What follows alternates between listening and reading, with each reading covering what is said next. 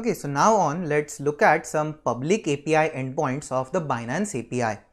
This video is brought to you by OppiePies Academy. Okay, so the very first endpoint which we will be looking at is over here in the general endpoint section, and that is the ping API or the ping endpoint. Okay, so now this is a GET request which is made at the API. So GET request is a type of HTTP request which is made to the server to get some data in return.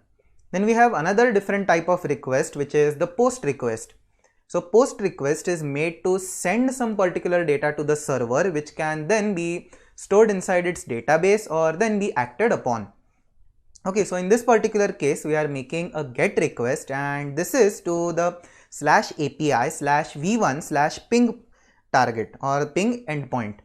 Okay, so this particular API will make a request to this endpoint, and this endpoint is always preceded by the base URL or the base endpoint.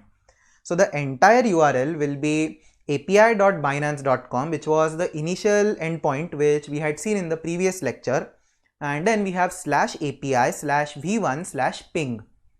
Okay, so with this we are making a request to the server, and with this we get a return value as a empty JSON object. Okay, so we only have an opening curly bracket and a closing curly bracket. So with this we have received an empty JSON response. Okay, so then we have one more thing which gives us an actual response from the server, and that is to check the server time.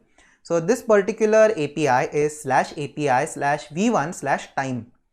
Okay, so this is again a GET request to the server, and this API gives us the server time. Okay, so now in this particular case, as we can see, the response is in the form of a key and value pair. So first of all we have some name, and then we have a particular value. So this thing is called as a key value pair, and thus this entire return data is called as a JSON object. So over here the server time is the key, and then this number or the value of time, which is Unix time, and this is the value of that particular key. So now we have exchange information which gives us a more detailed JSON object, and over here you can also see that we have JSON objects nested inside of JSON objects.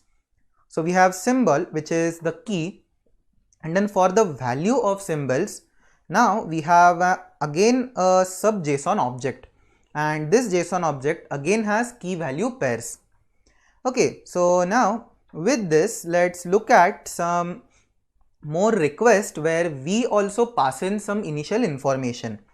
Okay, so over here if we look at getting the candlesticks from Binance. So candlesticks are just values of historical prices of a particular cryptocurrency. They consist of the opening price, the closing price, then the high and the low price. So all of these are together considered as a candle. Okay, so now if we want to get the candlesticks from Binance, so whenever we are getting the candlesticks, we want them for a particular set of cryptocurrencies. Okay, so in this particular case, if we want to get the data for Ethereum Bitcoin cryptocurrency pair, then we also have to provide that information to Binance, and the provision of this particular information is done through passing parameters. So the very first parameter which we are going to look at is symbol. So parameters are always passed in as JSON object. So the very first parameter is symbol. The key of that particular parameter is symbol, and then in our case the value will be ETH BTC or Ethereum and Bitcoin. So then we have the interval. So interval also is mandatory. So over here if we skip any of the mandatory parameters, then we might get a default response which assumes a default value for these mandatory parameters, or we might get an error code.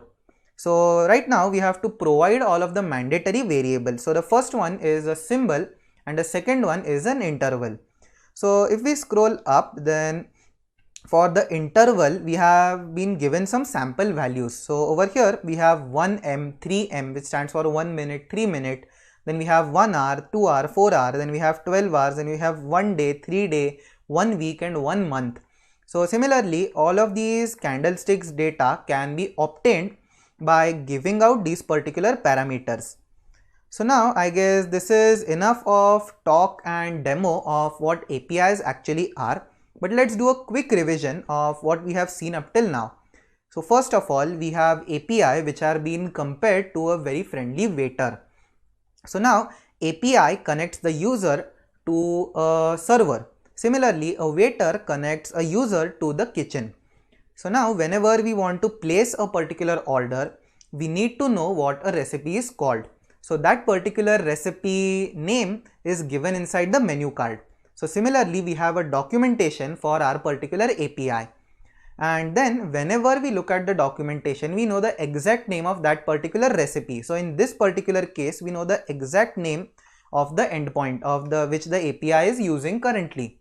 And after we have this, we can establish successful communication between the kitchen and the user. So just an extension of this example would be get and post requests. Okay, so a get request would be something where you tell the name of the recipe which you want, and then that dish is prepared by the kitchen and then given back to you. So this is a get request.